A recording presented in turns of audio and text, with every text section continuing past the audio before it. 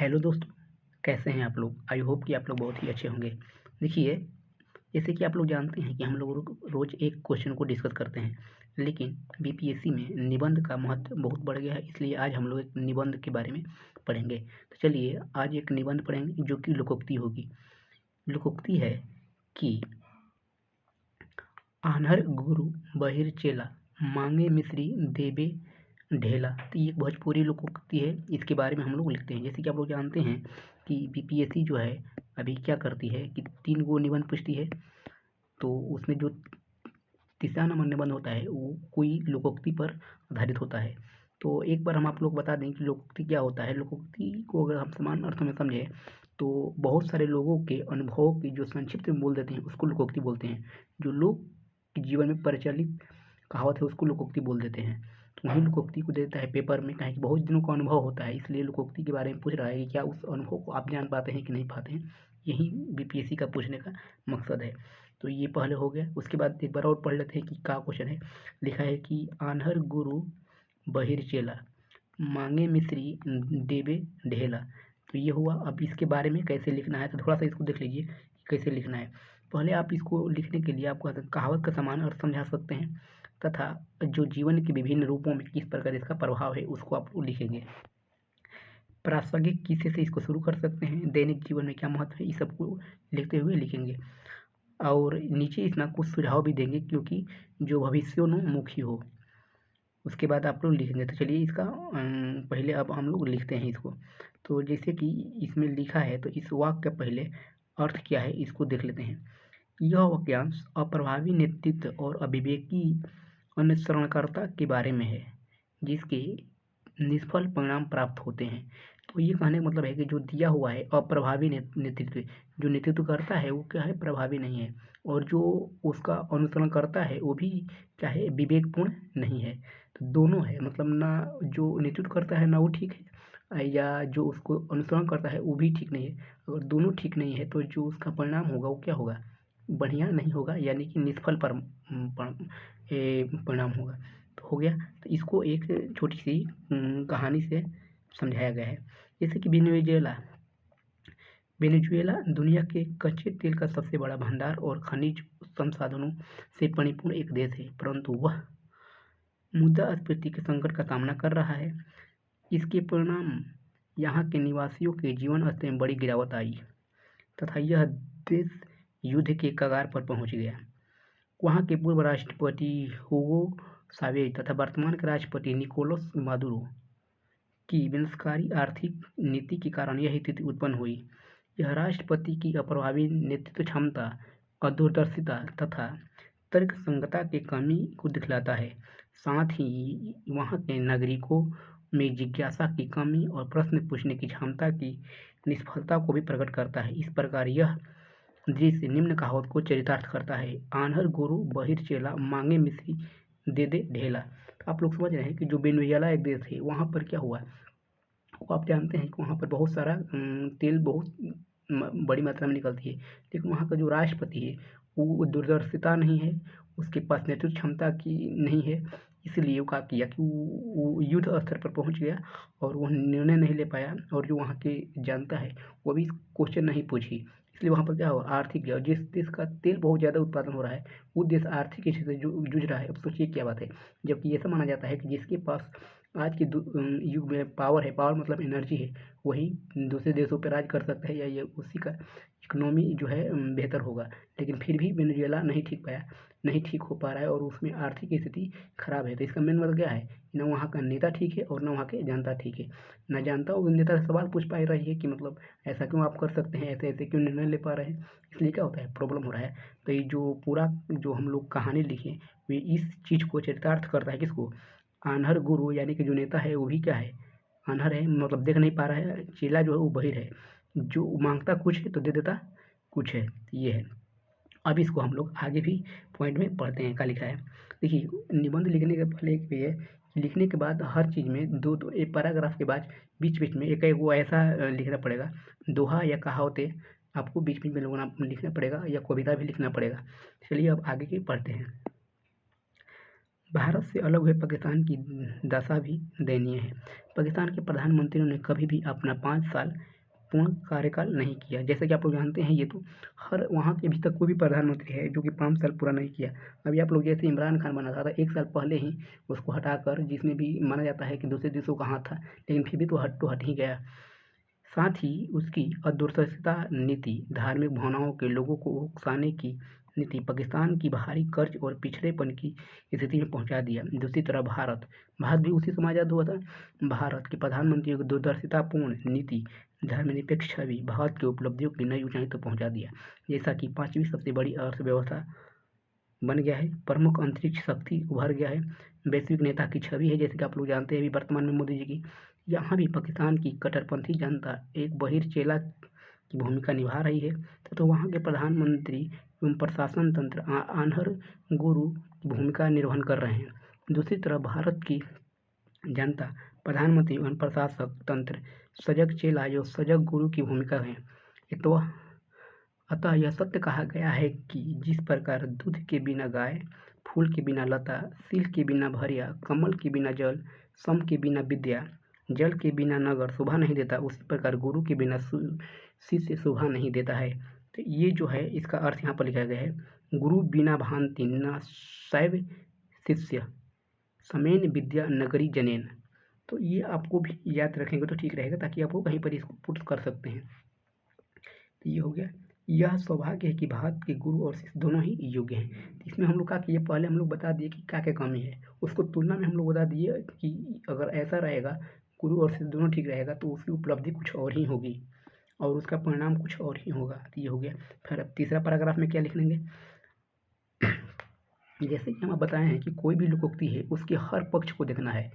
पर्यावरण पर क्या है, आर्थिक रूप पे क्या है, फिर से नेशनल पे क्या है, उसके बाद हम लोग देखेंगे कि सामान्य जनजीवन पर क्या पड़ रहा है, उसका प्रभाव, सभी प्रकार से उसको देखेंगे। संस्कृति क्या है, उसका धार्मिक प्रभाव क्या है, सब प्रभाव को लिखेंगे तब निबंध पूर्ण रूप से होता है। हाल के समय में आतंकवाद से विश्व के लगभग सभी देश प्रभावित हैं। आतंकवाद को बढ़ावा देने वाले कट्टरपंथी विचारों वाले धार्मिक नेता जो अशिक्षित एवं अज्ञानी तथा भोली भाली जनता को धर्म के नाम पर गलत रास्ते ले जाते हैं। जैसे कि आप लोग जानते करते हैं कि कोई भी धार्मिक आतंकवादी नेता जो ऊपर है वो क्या बोलेगा, ऐसा शब्द बोलेगा कि जो कि आपको ऊर्जा भर दे और आप गलत काम करने के लिए चल दिए। तो बोला हुआ कि आतंकवाद वाला क्या करता है वो लोग, इसका परिणाम विनाशकारी घटनाओं में निकलता है। इस नकारात्मक परिणामों के कारण उनका श्रेय देने वाले देश ही परेशान रहता है। जैसे आप लोग जानते हैं अभी पाकिस्तान का, फिर से सीरिया हो गया, उधर आप लोग देखेंगे तो इजराइल के जो नीचे है फिलिस्तीन, उसका हाल देख ही रहे हैं कितना बर्बाद है। सब बिल्कुल पूरा विश्व कुत्सित समस्याओं का सामना कर रहा है। यहाँ भी तथाकथित धार्मिक गुरु आन्हर गुरु की भूमिका में है, जबकि कट्टरपंथी जनता वही चेला की भूमिका निभा रही है। दोनों ही अपने मार्ग से भटके हुए हैं और ऐसी स्थिति में विनाशकारी परिणाम निकलकर सामने आते हैं। जैसे हमने बोले कि अंत में उसको क्या करना है, लिंक कर देना है, जो लोकोक्ति है उसे लिंक कर देना है, और जो और अलग अलग पक्षों को देखते हुए उसको लिखेंगे। यहाँ पर हम बोलते हैं कि जो गुरु है क्या करता है, आन्हर गुरु किसका भूमिका है, जो कट्टरपंथी नेता है वो, और जो उनको अनुसरण कर सकता है वो क्या है, बहिर्चेला है। अब इसको भारतीय संदर्भ में देखें। भारतीय संदर्भ में देखें तो यह कहावत चरितार्थ होती नजर आ रही है। चुनावी अभियान के दौरान अक्सर रेवड़ी संस्कृति या मुक्तखोरी की चर्चा होती है। जैसे कि आप लोग आजकल सुन सकते हैं कि रेवड़ी मतलब कि जो फ्री में कोई चीज़ देता है उसको रेवड़ी बोलते हैं। लगभग हर राजनीतिक दल विभिन्न योजनाओं के माध्यम से चुनावी हथकंडे अपनाते हैं, जैसे किसानों का कर्ज माफ करना, बिजली मुफ्त देना आदि। इनका राज्य के आर्थिक संसाधन पर नकारात्मक प्रभाव पड़ता है। दूसरी तरफ जनता उनके बहकावे में आ जाती है, उन्हें राजस्व पर बड़े दुष्प्रभाव की कोई जानकारी नहीं होती है तथा वे अयोग्य उम्मीदवार को चयन कर बैठते हैं। वे ऐसे वादे कर देते हैं कि लोगों को लगता है कि आएंगे तो बहुत सारा फायदा होगा और हमारी जीवन कुछ बेहतर हो जाएगी। लेकिन सही तो बात यह है कि उस चक्कर में वो लोग देख नहीं पाते हैं कि जो सामने वाला है वो किस तरीके से है और मेरे विकास के लिए क्या करेगा, क्योंकि वो लोग तो उस पर इसलिए वोट देते हैं ताकि उनके आने से हमको ये चीज़ें फ्री मिलेगी, जिससे देश का दीर्घकालीन प्रभाव पड़ता है। यहाँ भी रेवड़िया बांटने वाला राजनीतिक दल आन्हर गुरु की भूमिका नजर आते हैं तथा आम जनता बहिर्चेला के रूप में जाती है, क्योंकि राजनीतिक दल रूपी आन्हर गुरु की भाषा को सुनकर विश्लेषित नहीं कर पाती है। यहाँ पर हम कह सकते हैं कि जो जनता है वो विश्लेषण नहीं कर पाती है कि जो मेरा नेता है वो कैसा है, क्योंकि वो लुभा जाती है उसके बारे में। आज की मीडिया भी पहुँच घर घर तक हो सकती है, लेकिन अभी कभी कभी अपने टीआरपी के उद्देश्य से मनगढ़ंत खबरों को भी लोगों तक पहुँचा देती है। जैसे कि आप लोग जानते हैं कि मनगढ़ंत, जैसे कि आप जानते हैं कि 2000 के नोट में चिप है, ऐसे न्यूज फैलने लगती है जिसका नकारात्मक परिणाम निकलता है, जैसे सांप्रदायिकता, दंगा आदि। दर्शकों तक मनगढ़ंत खबरों की सही ढंग से सुनकर विश्लेषित करने की स्थिति में नहीं रहते और वे बहिर चेला की भूमिका में नजर आते हैं। जैसे कि वो ऐसे ऐसे न्यूज़ बताएगी, इस प्रकार से बताएगी, उसको विश्लेषण इतना गंदा कर देगी कि आपको लगेगा कि कोई एक समुदाय वाला ज़्यादा गलत कर सकता है और करता है, जबकि दूसरे समुदाय वाला कम। तो ये क्या होता है, अब जनता जो है वो भी उतना विश्लेषण नहीं कर पाती है बढ़िया से कि जो सामने वाला बोल रहा है न्यूज़ वाला क्या गलत बोल रहा है या सही बोल रहा है। तो यहाँ पर भी इस नियम को ये जो लोकोक्ति है, आन्हर गुरु और बहिर चेला मांगे मिश्री दे दे ढेला, यहाँ पर भी ये चीज़ लागू होता है। अब आगे हम लोग पढ़ते हैं, अनहर गुरु बहिर चेला मांगे मिश्री दे दे ढेला का दूसरा संदर्भ में भी भाव उत्पन्न होता है। जैसे लोगों का समूह जिसका आपस में कोई तालमेल न हो, जब लोगों आपस में तालमेल न होता है तो इसका दुखद और नकारात्मक परिणाम देखने को मिलता है। ऐसी स्थिति में भारत की एकता, अखंडता, संप्रभुता, भाईचारा, समानता, समावेशी विकास तथा धर्मनिरपेक्षता प्रभावित होने लगती है। एक और बात है कि जैसे कि हम आपस में मिल के जुल लड़ते हैं, लेकिन हम लोग आपस में अगर मिलजुल के बढ़िया से नहीं रहेंगे तो हम लोग का अखंडता होगा। इसमें भी तो हो सकता है जैसे कि हर आदमी, जो दो आदमी है तो वो एक दूसरे को बातों को समझता है, जबकि दोनों अगर बर्बाद हो खराब है, जैसे कि दोनों अगर खराब है तो क्या होगा, उसका परिणाम बेहतर नहीं होगा, लड़ जाएंगे, बातों बातों पर लड़ जाएंगे, कुछ भी बात कर देंगे। तो ये कह रहा है कि भाईचारा पर प्रभाव पड़ेगा, समानता पर प्रभाव पड़ेगा, समावेशी विकास पर प्रभाव पड़ेगा। यहाँ प्रश्न उठता है कि आखिर ऐसी स्थिति उत्पन्न क्यों होती है। इसका मुख्य कारण लोगों के विचार विविधता, संदेहास्पद दृष्टि, सामान्य लक्ष्य का अभाव तथा विपरीत स्वभाव और गुण के है। इन कारणों के कारण ही मनुष्य परस्पर हित की बात सोचता है तथा अपना तो विकास अवरुद्ध करता ही है, साथ में टीम का समुदाय को भी विकास बाधित कर देता है। अतः योग्य गुरु की महत्ता इस समय स्पष्ट रूप से उभर कर आती है। यदि योग्य गुरु प्रयास करे तो इन दुर्भावनाओं से ग्रसित वही चेला को अपनी ध्वनि से मार्ग पर ला सकता है। कहने का मतलब ये है कि अगर जो इससे कैसे हो सकता है, अगर योग्य गुरु मिल जाए तो अगर देखिए कोई भी टीम बढ़िया काम नहीं कर सकता है, लेकिन अगर योग्य गुरु मिल जाए उस टीम के लिए, अब जैसे देखते हैं कि पुलिस प्रशासन में भी है, अगर बढ़िया कोई एसपी मिल जाए तो उस जिला को सुधार देता है, सभी थाने को बेहतर रूप से वो संचालित कर सकता है। लेकिन वहीं अगर कामचोर या घूसखोर एसपी आ जाता है तो सभी का होता है व्यवस्थाएं ठीक से नहीं चलती है। ये उसी तरह से कहा गया है इनडायरेक्टली। यही कारण है कि भारतीय संस्कृति में गुरु और शिष्य की परंपरा को महत्वपूर्ण माना गया है। अब इसमें हम लोग क्या कर सकते हैं, अब इसका बता रहे हैं कि जो सकारात्मक पक्ष है उसको कैसे हम लोग लिखेंगे। तो हम लोग जानते हैं कि भारतीय संस्कृति में क्या है, गुरु और शिष्य बहुत ही महत्वपूर्ण चीज़ है। तभी तो कबीर ने ये भी बोले थे कि